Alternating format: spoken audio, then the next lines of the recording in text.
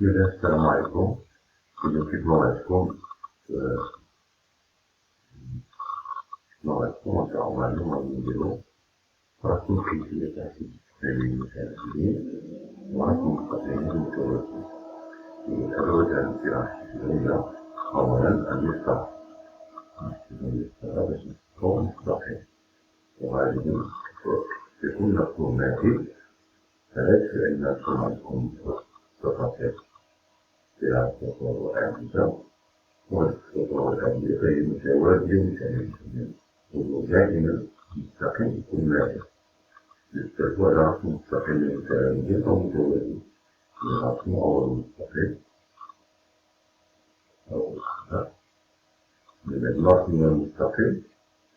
هذا الذي نحتاجه لرسم هذه القائمة هو الكوش، رسم الكوش. نحن وضع تسجيل الوظيفة دائما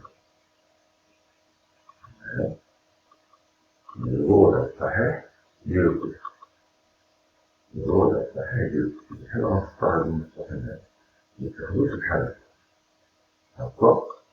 مكاينش مفهوم زاوية قائمة، لأن هاد الزاوية القائمة هي تكون هنا، لأن هاد الزاوية القائمة ديال الكوش كتكون فوق المستقيم. الآن أرسم مستقيم متعالي، ومن بعد غادي نطولو بواسطة نختار ندير هكا، نكون رسمت مستقيمين متعاليين. ندير الطريقة الصحيحة رسم مستقيمين متعاليين.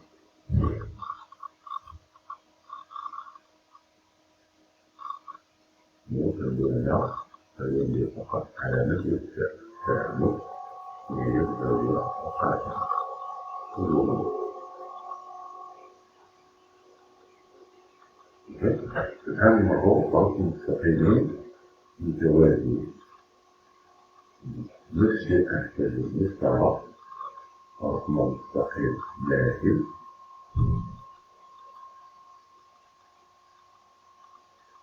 أحتاج للأعلى الكوب ذات الزاوية قائمة،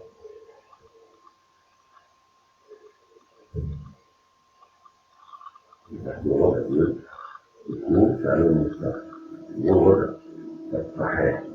رسم زاوية قائمة على رسم زاوية قائمة على المستقيم أحمر،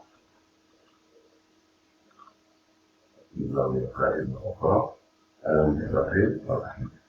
نساوي معايا مزيان القاعدة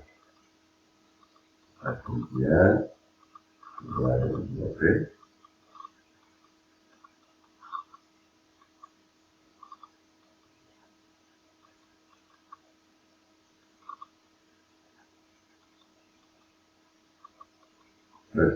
الآن نرسم مستقيم متعالي وهذا المستقيم الأحمر، وبهذا من بعد كنطول هذا المستقيم